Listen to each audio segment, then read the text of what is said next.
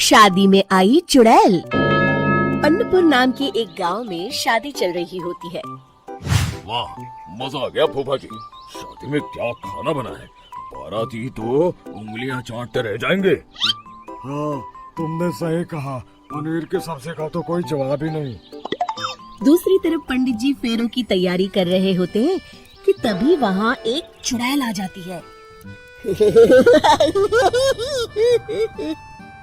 अरे मर गया रे, ये चुड़ैल यहाँ क्या कर रही है? अरे दिवाकर जी, ये आपके कौन से रिश्तेदार हैं? अरे मुझे क्या पता, क्या भाग्यवान, कहीं ये तुम्हारे मायके से तो नहीं आई है।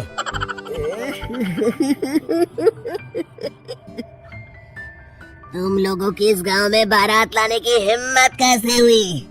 मेरे रहते इस गांव में किसी की शादी नहीं हो सकती। अब तुम लोग देखो मैं क्या करती हूँ। अरे मर गया रे, मैंने सुना है ये जबान की पक्की है। भागो रे भागो, वरना ये चुड़ैल किसी को नहीं छोड़ेगी। हाँ, तुम सही कहते हो मोहन भाई। यहाँ से भाग लेने में ही हम सबकी भलाई है। देखते ही देखते शादी के मंडप में भगदड़ मच जाती है और चुड़ैल सब कुछ उजाड़ कर रख देती है। फिर एक दिन मोहन की शादी तय हो जाती है। अरे भाई, अगले हफ्ते मेरी शादी तय हो गई है, लेकिन इस चुड़ैल की दहशत के मारे तो मेरे हाथ पैर कांप रहे हैं। अरे मोहन, तुम्हारा दिमाग तो खराब नहीं हो गया? तुम अपने साथ साथ हम सब गांव वालों को भी बलि का बकरा बनाना चाहते हो? उस चुड़ैल के रहते तुमने अपनी शादी के बारे में सोच भी कैसे लिया? देखो गोपाल, डर तो मुझे भी लग रहा है, लेकिन उस चुड़ैल के डर से मैं जिंदगी भर कुंवारा तो नहीं रह सकता। तभी वहाँ मोहन के होने वाले ससुर आ जाते हैं। अरे ससुर जी आप? देखो, अब तक मैं तुम्हारा ससुर बना नहीं हूँ और शायद बनूंगा भी नहीं। ये आप क्या कह रहे हैं? मैंने तो शादी का कोड भी सिलवा लिया है। मैं अपनी बेटी की शादी किसी अच्छे गांव में कराना चाहता हूँ। तुम्हारा गांव तो भूतिया गांव है। मैं तो क्या, अब तो कोई भी अपनी लड़की इस गांव वालों को नहीं देगा। इस तरह चुड़ैल के डर से उस गांव में किसी की भी शादी नहीं हो पाती। फिर एक दिन गांव के जमींदार अपनी बेटी की शादी करने का विचार करते हैं, लेकिन चुड़ैल के डर से उनकी भी हिम्मत जवाब दे देती है। अगर मेरी बेटी की शादी तय समय से नहीं हुई तो मेरी नाक कट जाएगी। मुझे कुछ करना ही होगा।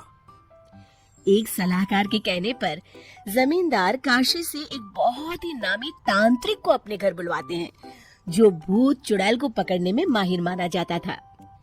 जमींदार साहब, आप चिंता मत करिए। इस गांव की सीमा में प्रवेश करते ही मुझे उस चुड़ैल के बारे में सब पता चल गया था। आप उसे जल्दी से जल्दी कैद कर लीजिए ताकि मैं अपनी बेटी की शादी कर सकूं। जब वो चुड़ैल एक इंसान थी, तब ठीक उसकी शादी करने वाले दिन ही उसकी और उसके होने वाले पति की एक दुर्घटना में मौत हो गई थी।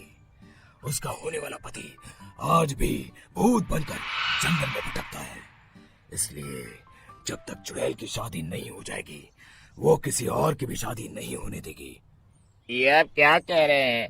अगर वो भूत भी हमारे गांव में आ गया तब हमारा क्या होगा? ये आदमी बीच में बहुत बोलता है, इसे बाहर निकालो। उसके बाद तांत्रिक बताते हैं कि अगर उस भूत के साथ चुड़ैल की शादी करा दी जाए तो वो चुड़ैल हमेशा हमेशा के लिए उस गांव को छोड़कर चली जाएगी। जमींदार साहब, आप अपनी बेटी की शादी की तैयारी शुरू कर दीजिए। मैं कुछ गांव वालों को अपने साथ लेकर उस भूत को ढूंढने जंगल की ओर जाता हूँ। इस तरह जमींदार निश्चित होकर अपनी बेटी की शादी करवाने लगते हैं, लेकिन तभी वहाँ चुड़ैल आ जाती है।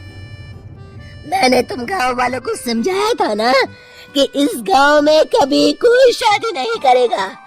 लगता है तुम लोग मुझे हल्के में ले रहे हो।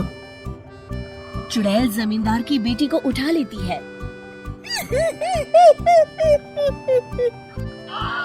अब देखती हूँ बिना दुल्हन के तुम लोग शादी कैसे करोगे। मैं इसे अपने साथ ले जा रही हूँ।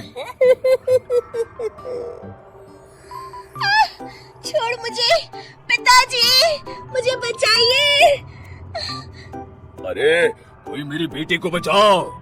तभी तांत्रिक उस भूत को लेकर वहाँ पहुँचता है। अरे भाग्यवान, रुको, इन मासूमों को परेशान मत करो, मैं आ गया हूँ, अब तुम मेरे साथ चलो। चुड़ैल बहुत खुश हो जाती है। आप आ गए। चलिए अब हम मंदिर में चलकर शादी कर लेते हैं। अरे अरे अरे अरे, ये क्या कह रही हो? मंदिर में जाके दोबारा मरना है क्या? चलो, आज से हम जंगल में रहेंगे। चुड़ैल चली गई, अब मेरी शादी हो जाएगी। इस तरह सभी गांव वाले खुशी से झूमने लगते हैं।